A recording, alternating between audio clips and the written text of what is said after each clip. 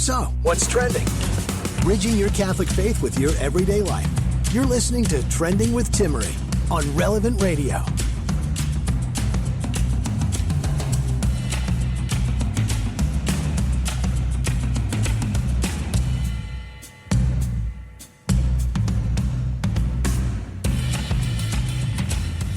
Happy Friday, everyone. At least it should be happy. It's the end of what could be called a traditional work week. If you work a traditional work week, hopefully you have something fun planned for the weekend. And just a reminder, if you've not planned some sort of staycation, mini vacation, or perhaps you're traveling somewhere far that is allowed in the insanity of the world that we are surrounded by, awesome. But I want to challenge you, don't forget to plan something, even if it's a staycation. It's a short trip, a couple hours away. We need rest, we need rejuvenation, and we need some fun in our life. And I have to tell you, my favorite part of a vacation, I'm going to have to do a whole segment on this. One of my favorite parts of a vacation is something that I think is a good reminder from a Catholic perspective. The best part, think about it, is the anticipation, the excitement of the places we're going to see, the rest we're going to have, the people we'll be with, the awesome food, if you're like me, the awesome food that we're going to go out and explore and eat, and maybe the different culture, even if it's just the beach culture of a different city or the more inland Midwest culture. I know that that's a culture shock for me coming from California sometimes. So I want to encourage you to take that vacation. Here's how the anticipation of your vacation is so Catholic. Because ultimately, we're all on a journey. We're all pilgrims in a foreign land, ultimately working toward that paradise, our heavenly kingdom. And we should be joyfully and hopefully, with a ton of hope, be working toward our eternal destination. And so that's why I think this whole idea of a vacation ties in so directly to our eternal destiny and being with God, which is why we're actually going to talk a lot about death on today's show, which I have to make a confession here. My favorite, like one of my favorite saints, I don't know, he might be the top. I'd really have to consider that, because that means Mother Mary and Saint Joseph are kind of like being knocked a little. And I feel like you can't really knock those two down, especially after reading Consecration to Saint Joseph this year and then doing the consecration. Whew, talk about powerful for your spiritual life. We posted some tweets about that actually today on the show. Anyways, St. Alfonsus Liguori's feast day is this Saturday, August 1st, and he is a favorite of mine. If you have not read him, you are missing out. And I'm just going to tell you, I already have our Advent and Christmas reading picked out for this year. I was kind of jealous last year as I'm like coming to the end of the Christmas season, and my husband's given this book by a sweet little priest at a monastery. And it's a book from St. Alfonsus Liguori. And I'm like, yeah, you know, I discovered him first. I know you're really excited, but I want to read that book.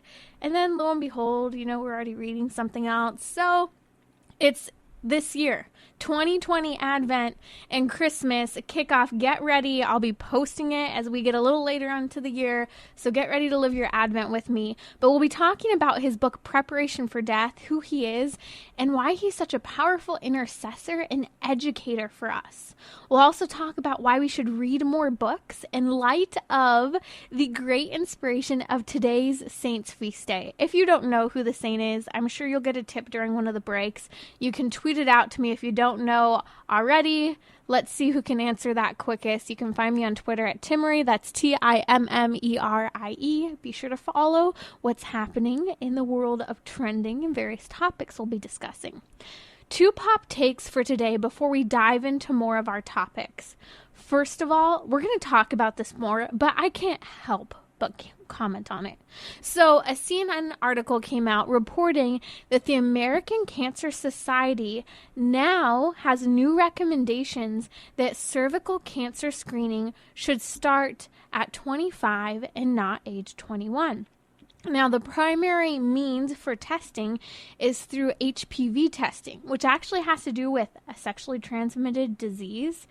Why are we testing for this so regularly? And at such an early age. Okay, but this isn't the heart of the story. There's so much more to this that, again, we're going to unpack next week during the show on Tuesday. But get this. This is the tweet that CNN posted. Are you listening? Individuals with a cervix are now recommended to start cervical cancer screening at 25 and continue through age 65. Did you catch that? Individuals with a cervix? Come on, CNN. Are you telling me that we cannot refer to biological, anatomical females as females? There are sex differences written into every cell of our body. And you're going to call us individuals with cervixes? I actually think that's kind of degrading, to tell you the truth. I thought that the whole point of like the feminist movement was to not reduce women to their body parts and how they function in terms of having a child. And it's really fascinating, this like catch-22 here that we're in with regard to this new statement that even Planned Parenthood's former CEO, Dr. Leanna Wen, part of the reason why she left Planned Parenthood in the summer of 2019 was because she referred to pregnant women as pregnant persons. She wasn't going to buy it. She was a doctor. She knew better. Props to her. She may be pro-abortion, but there were some things she kept her foot down on. But here's one interesting piece of information, and we'll have to unpack this more. Why should we need HPV screening so often, every 5 years? Because there are consequences for having sex outside of marriage. One of them is called a sexually transmitted disease. You can die from some of them. But here's the reality. HPV is one that's taking lives way too early. It has to do with sex outside of marriage, promiscuous sex, and ultimately leading to cancer, death-threatening cancer. But here's the thing that I find so offensive. CNN is referring to individuals with a cervix. Well, no one's talking about the fact that STDs impact girls, women, far more than they impact men. Long-term, lifelong consequences that impact fertility and so many other parts of our life. We'll talk about that next week on Tuesday, so be sure to stay tuned. A second pop take of actually really, really good news.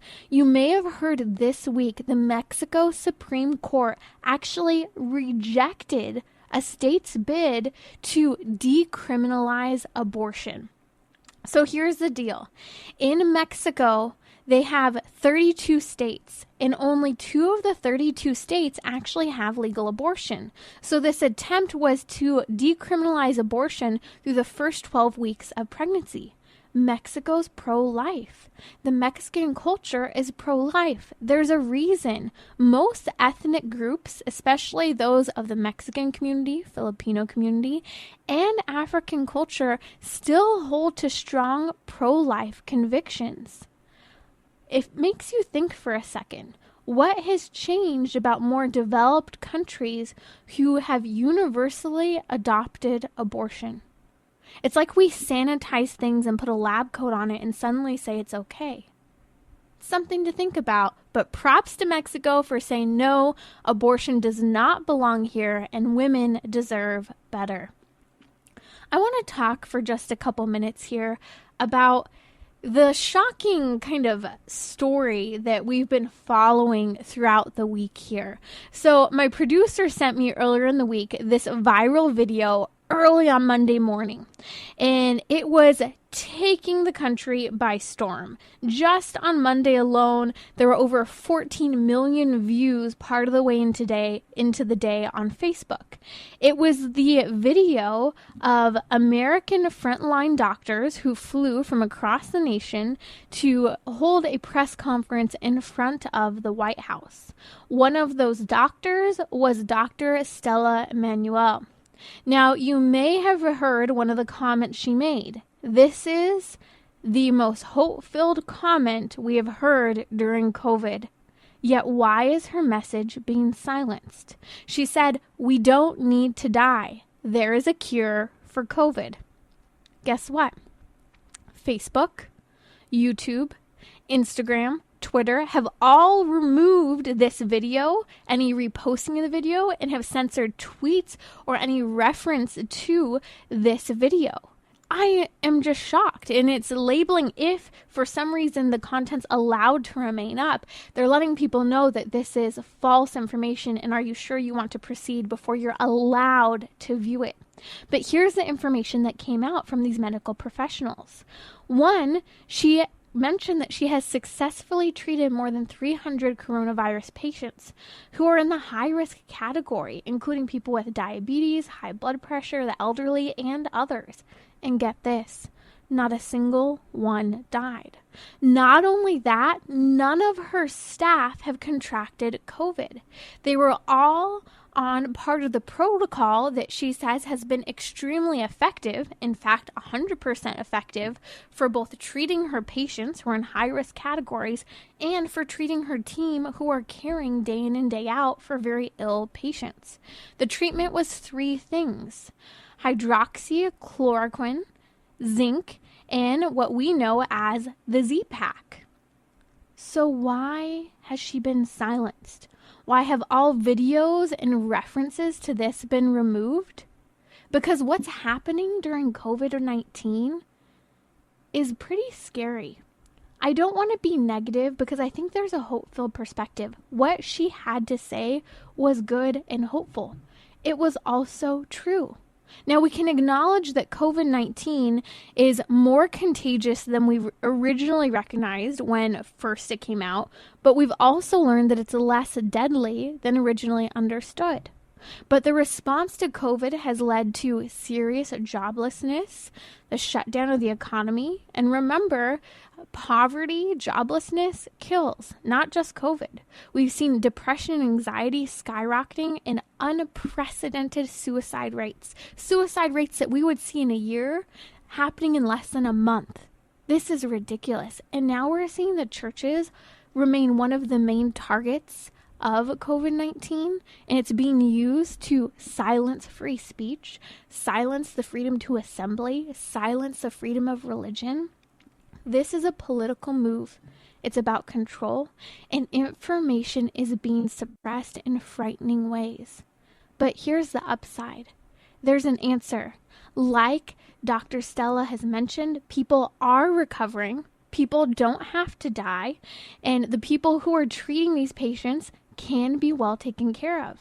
So here's our challenge as Christians. We have to tell the truth and not be afraid.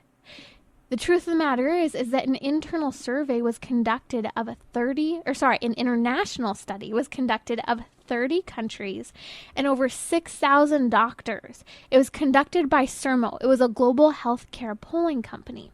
This was the discovery that nearly 40% of those doctors from around the world agreed that treating patients with hydroxychloroquine was the most effective result.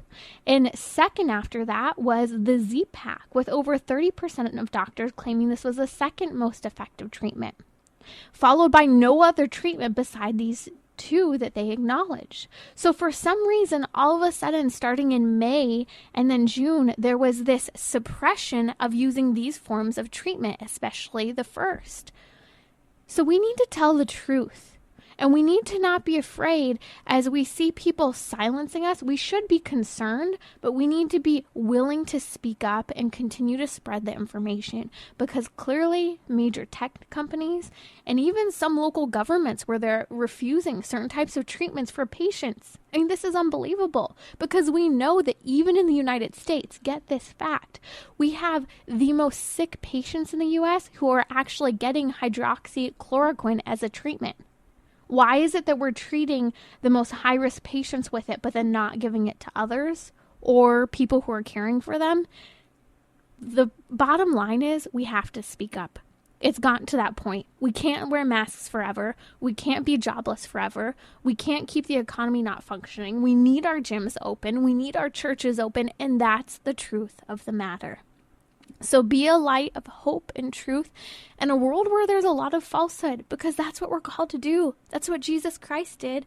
Be honest, bring hope, bring truth, and bring it with great love into a society that maybe doesn't want to hear it, or they're afraid, or they don't know where to find it. As I mentioned, tomorrow, that is August 1st, is the feast day of one of my favorite saints, maybe the favorite, St. Alfonsus Liguori.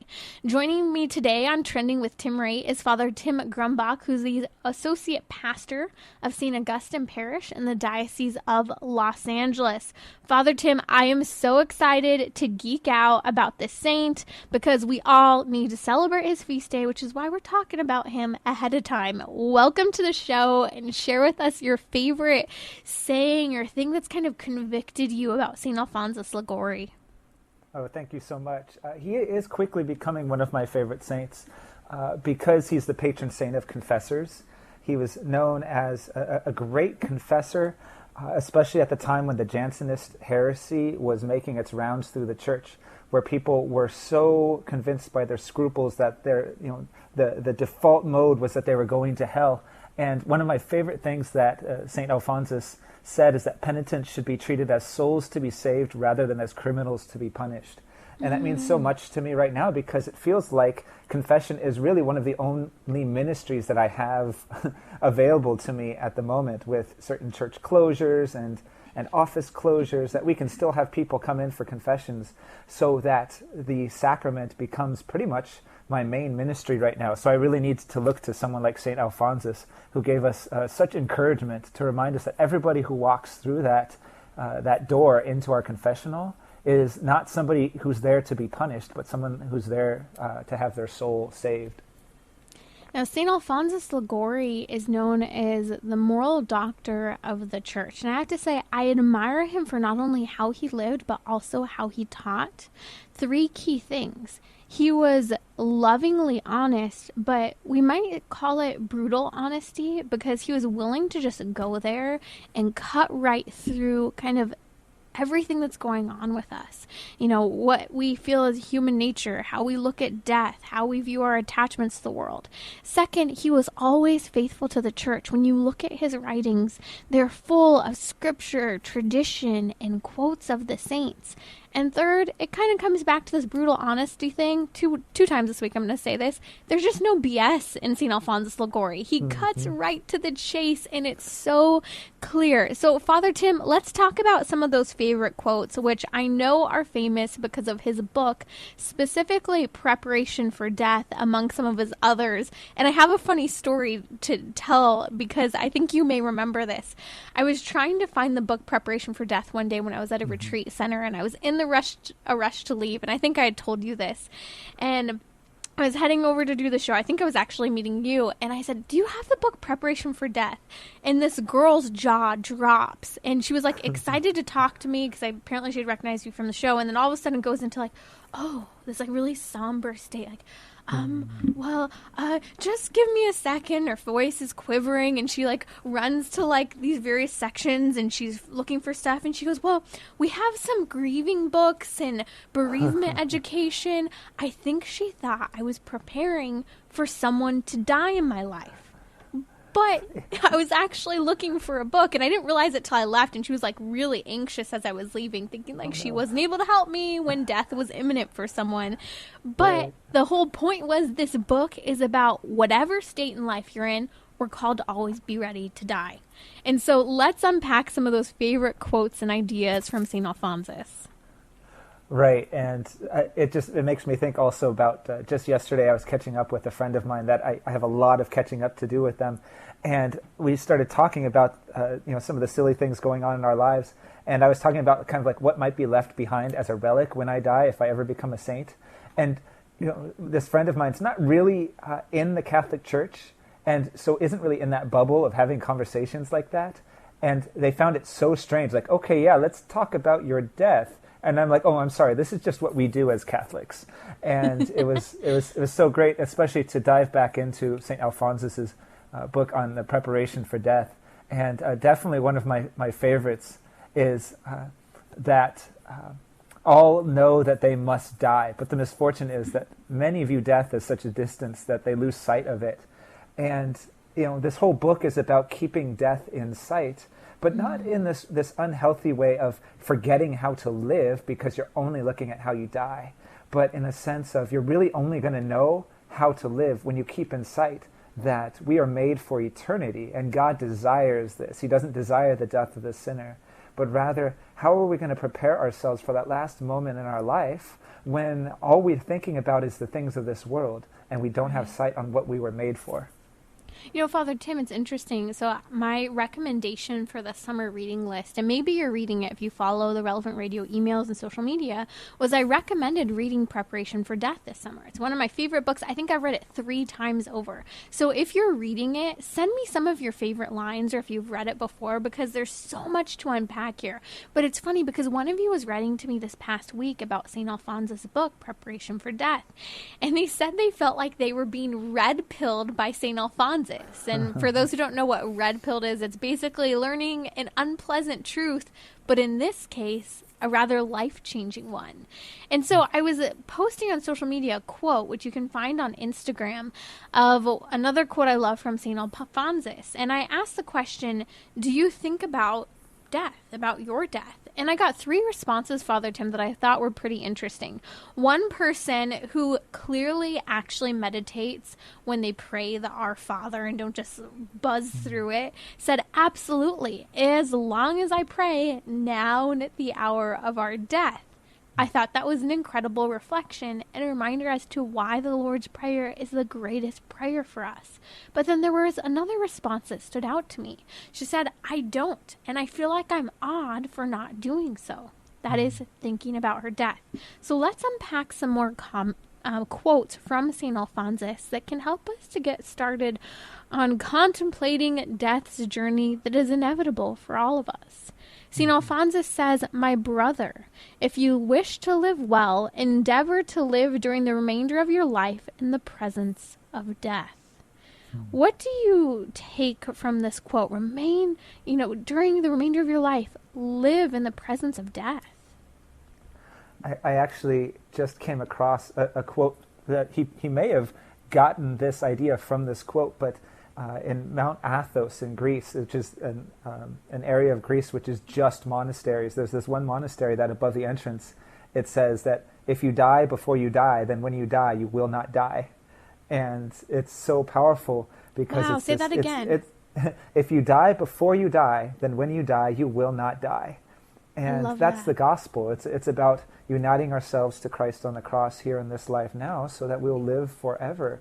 And if we are never looking towards the cross and we're never looking towards our own death, but always trying to avoid what is unavoidable, then we're never truly going to live in this life or in the next.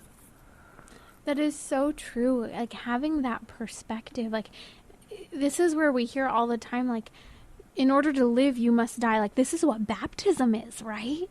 Baptism is a death of self so that we can live in Christ. We hear St. Paul talk about this all the time, but there are certain things that get in the way.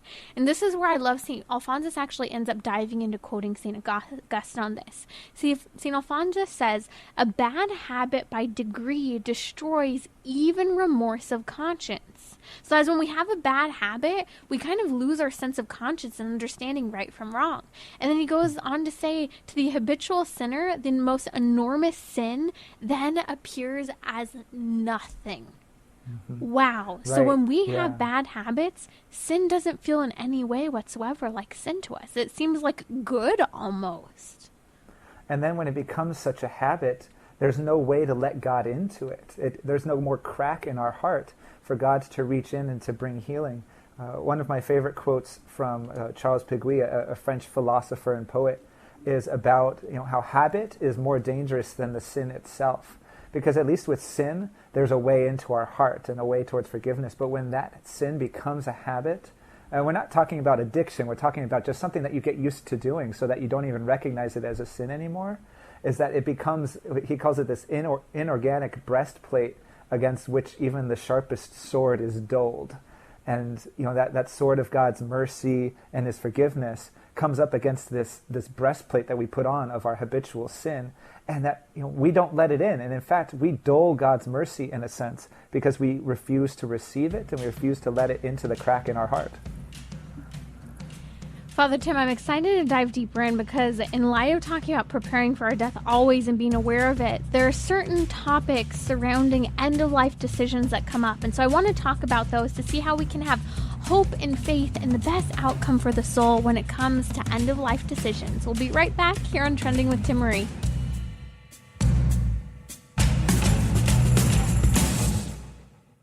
Catholic professionals find purpose and take your career to the next level by experiencing Tepeyac Leadership Initiative. TLI is a 5-month experience, which you can access from anywhere in the U.S. Visit tliprogram.org to learn more. Turn your Catholic faith into the driving force in your career through professional development and spiritual growth. Go to tliprogram.org now. Be part of the next generation of Tepeyac leaders.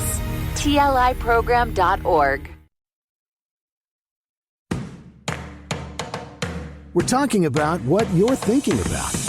You're listening to Trending with Timmery on Relevant Radio and the Relevant Radio app.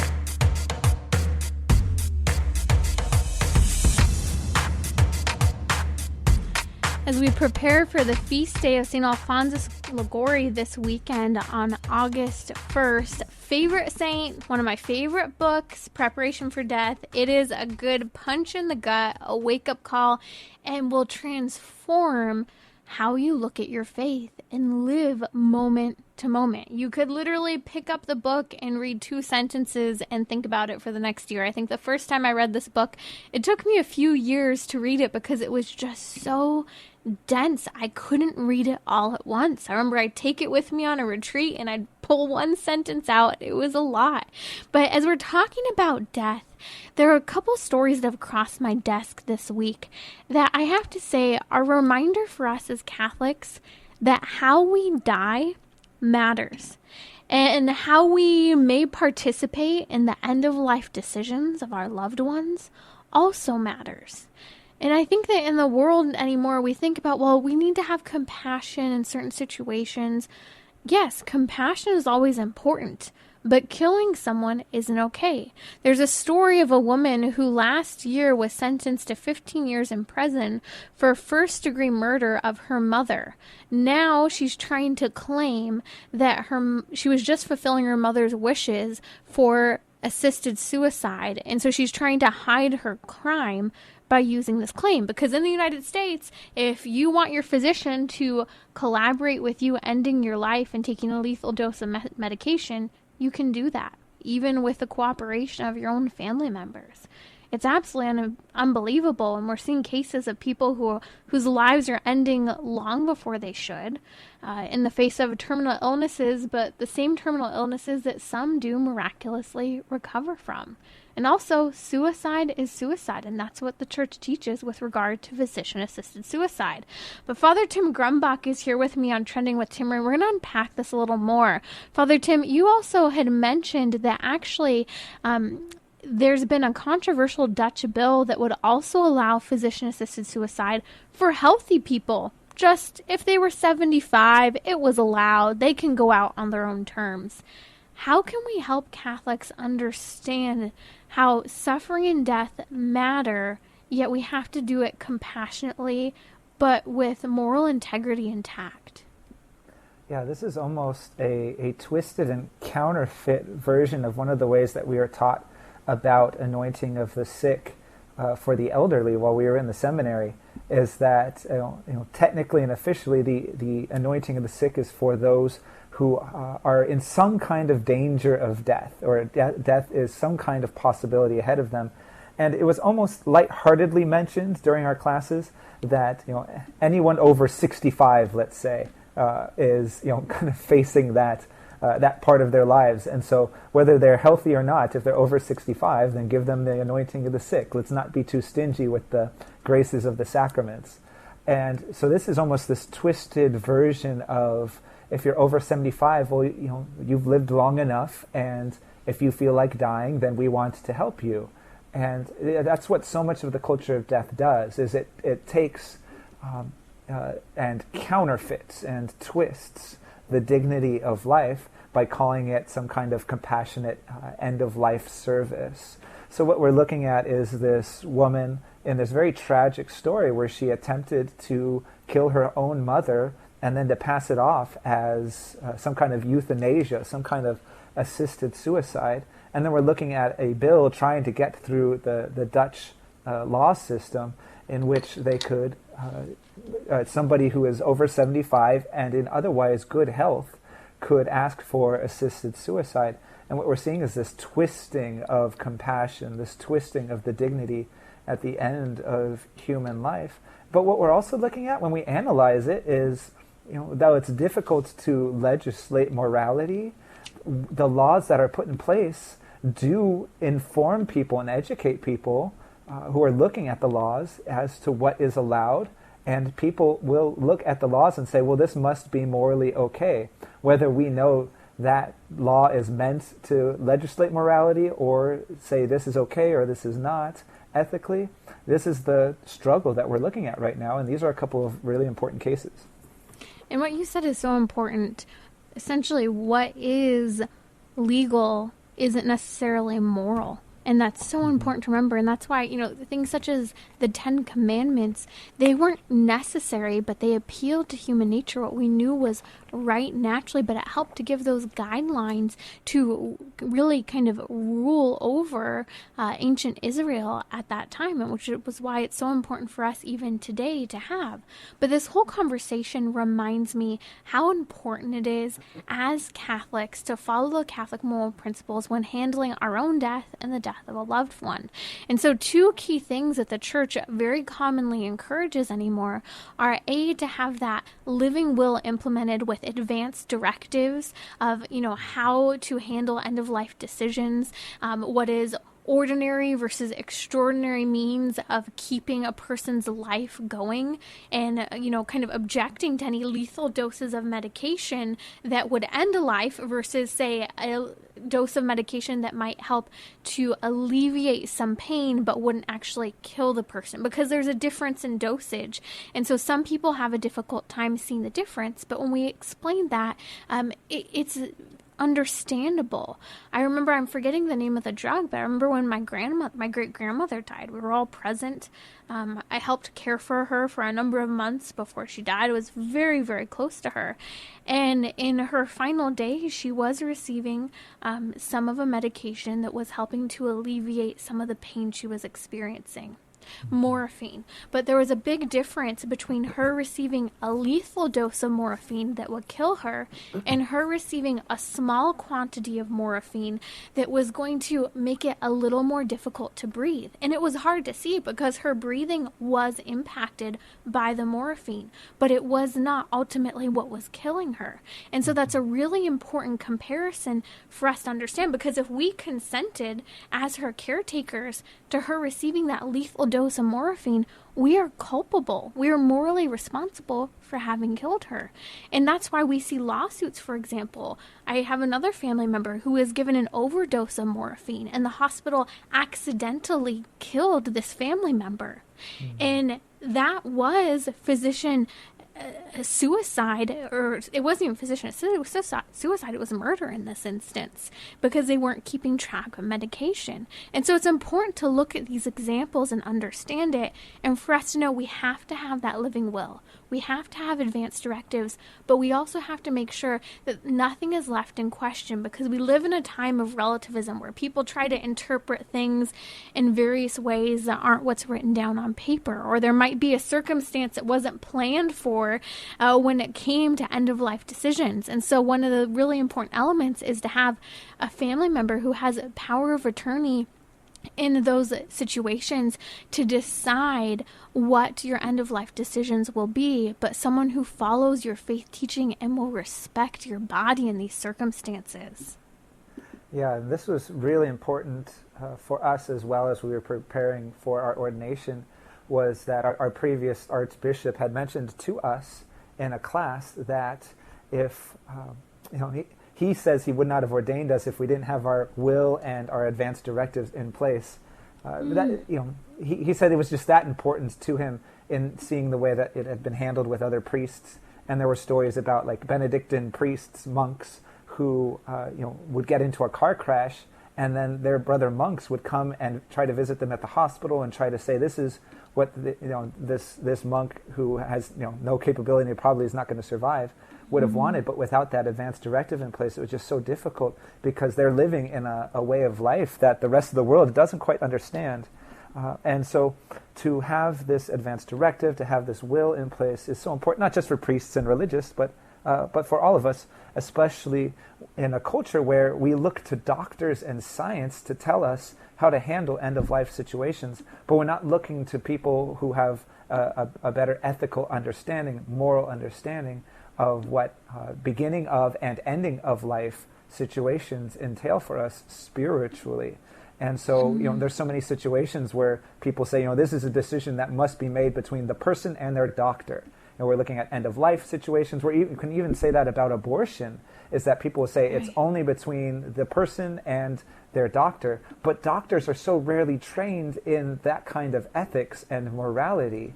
And without that ethics and morality, we're looking at decisions that are being made purely on a scientific level. And for society, in some way, that's enough. But we know we've got to be looking at something deeper than what the science tells us, but also looking at the dignity of the human person. And when that's missing, some pretty poor decisions, difficult decisions are going to be made. And I am in the midst of a number of these different situations with parishioners, with friends, with family, trying to help them understand that it's okay to take someone off life support if you're not killing them actively. It's okay to give someone that medication in order to help them ease their way into a natural death. It's okay, at the beginning of a life of a child that may not survive childbirth, that you don't have to do every last thing to keep them alive if that child is coming into this life and it just doesn't look like they're going to survive. And these are heart-rending decisions to be made, but it's such an honor to be invited into this part of someone's life, into a family's life,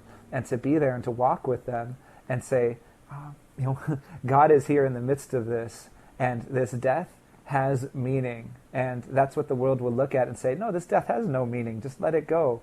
Or rail against it and do everything you can to fight against it, rather than to accept that this might be the moment that God is inviting a person and a family into death, into this really a liberation from death itself, this entrance into new life. And it's going to come at times we don't expect, like we were talking about with St. Alphonsus, is that God has assured us that we will die, but has not told us when that will be. Wow, as we're talking about this, there are so many topics about end-of-life decisions that come up, and we'd be happy to take them here on Trending. But I am going to post on social media now the Catholic Guide to End-of-Life Decisions that's put out by the NCBC Center, and it's so helpful because it's really a Catholic guide understanding the moral principles that lead us to help make these decisions. So that's the National Catholic Bioethics Center, and they're always happy to advise people as they're navigating difficult situations. But 3 things I really want you to remember when talking about death. 1, we have an eternal destiny. 2, because of that, we should always have reverence for the soul and how things are handled. And 3, we look forward. We have hope in being in the presence of God. But how we get there really does matter. That's Father Tim Grumbach here with us. Any final thoughts on this topic of preparing and talking and handling end-of-life decisions? Just to know that the Lord is walking with us in the midst of this. And so often as a priest, I am kind of tempted to think I'm bringing God into this situation. But the reality is God is already there. And I go in there to witness what he's doing with families, with friends, sometimes with my own family. And it's very humbling to be invited into those places. But to always keep in mind, like St. Alphonsus invites us to reflect on our own death. We're not obsessed with death, but the Lord has put it before us. And there's no avoiding it, but it can be seen as a liberation, as preparation for eternal life. And that's what makes us have such great dignity, is that our lives are meant for more than this world can offer. Our lives are meant for this eternal joy and this eternal bliss with the Holy Trinity.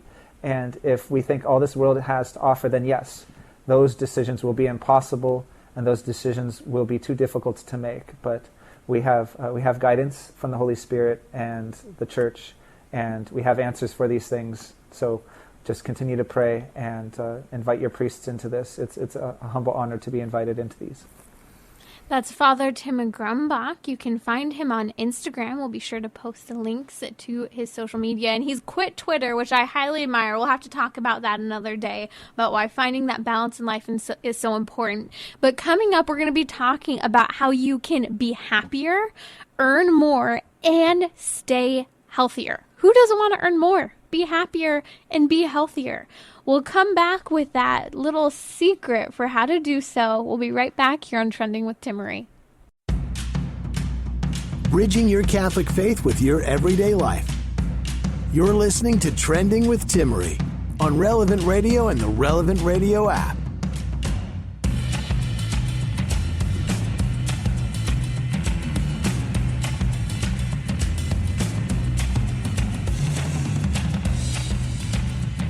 If you're not already subscribed to Trending on your favorite podcast app, and of course that should be Relevant Radio app, which you can find on your smartphone, be sure to head over to relevantradio.com/trending, where we actually have a new subscribe button where you can subscribe on your favorite app, whether that's maybe Apple Play, Google Play, whatever it is, Apple Play. What am I talking about? Apple Podcasts, Spotify, Stitcher, you name it, we're there. And we would love for you to listen daily and to be able to catch episodes that you can also text to a friend. That's a great way to join the impact and mission of Trending and Relevant Radio.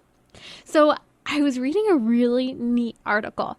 Okay, if you haven't been to my house, which not that I'm inviting everyone to my house, you may not know that it is full of books. I have this bookcase that is busting at its seams, like 3 layers back, so many cubes. I have like 3 giant stacks of books that still need to be sorted into the bookcase. We'll see if I even get to that before we move coming up here.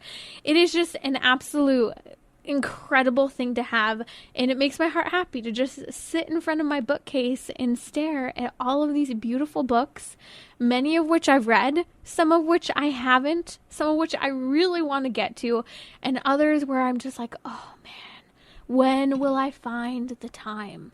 It can be exhausting. It can be daunting at times to kind of have all these books and not know when you'll have time. But there was this interesting article that I came across that was very inspiring for me, who both loves to read and fails to get to a lot of books. And the theme of the article, it's from fastcompany.com, is why you should surround yourself with more books than you'll ever have time to read. The idea is to buy more books even if you don't read all of them. Now, of course, the goal would be that you at least read some of them, because you kind of miss the purpose if you don't read any. But here's what's fascinating. Studies have shown that if you want to be happier, if you want to earn more money, if you want to stay healthier, that actually reading is a really important way to do this. Some of the most successful people in the world, including Bill Gates, Elon Musk, not to say anything of their moral characters or what they stand for, but just financially successful, we could say, have been readers. In fact, today's feast day is St. Ignatius of Loyal, and in honor of him, I thought this would be a great topic, because if you don't know, St. Ignatius of Loyal shattered his leg in the midst of a promising military career. He was put on bed rest, and as he was recovering, basically his version of a quarantine, as one of my dear friends, Father Simon Asaki, posted on Twitter today, he said he began reading about Christ and the life of the saints. What are we doing with our quarantine? And he commented, and I posted it on Twitter, he commented in the tweet that if only we were actually like not addicted to Twitter, if we didn't have Twitter, imagine all the books about Christ and the lives of the saints we would have been reading during this downtime. Unfortunately, that just hasn't been the case, but it can be. So this article talks about how even some of the studies point to, even if you buy more books than you can read, even if you have more books than you can read, they actually humble you. And this is why, because by having them around you, they're a constant reminder of all the things that we actually don't know. And it keeps us hungry intellectually to know more, to learn more, to study, to be curious. I think one of the greatest qualities is to be curious and to seek out truth. Now, you may say, I am curious, but are you just a fact checker? Do you just kind of like question what everyone says, and then you end up fact checking them and pulling up an article online and like throwing your fact into the conversation? Because if you are, honestly, you're probably like kind of being a jerk. I'm just saying. Instead, it shouldn't be about fact checking other people all the time. It should be about learning and being transformed by what you read, by getting different perspectives. There is a quote by, I wanted to say Aristotle, C.S. Lewis. And C.S. Lewis talks about how when we read, which we should do a ton of, when we read, we should actually kind of mix up our books. So for every book, one book we read of the current century, we should read 2 or 3 books of a different century. And here's why. He encourages this because it's important to look at what we believe is true and how the current culture speaks and communicates and handles various topics, and to see how maybe that's changed. Because human nature hasn't changed, but certain contexts and issues do change. And so it's important to compare how we think and approach things to how things were approached and thought of in the past, both in terms of how the church continues to explain the same teaching 2,000 years later, yet it's still the same teaching. Nothing's changed. But how we converse, how we engage can look a little different. We find better ways of communicating certain things. This is where we talk about development of doctrine within the Catholic Church. It's not that the doctrine wasn't ever there, but that we further clarify and better explain things as the years go on and we view things in different lights. You see, this is what I love about reading. It's an opportunity for humility, to step outside of yourself. Even if you're reading a fantasy book or a novel, those are all opportunities to see how other people think and perceive nature. The types of characters, why would they write about this character? Why is this story being told? These are all fascinating things to ponder.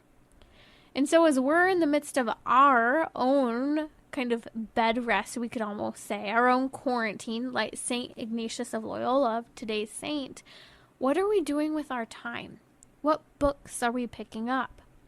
And again, you may not read every book that you have. I know I've gotten to the point where I've told myself I can't really buy more books, even though I do, because I'm always reading stuff, because there are books that I haven't read. So I've got a long Amazon wish list of all the books I'd love. My husband's learned when Christmas and my birthday come around to always throw a couple good books in there because I just love them.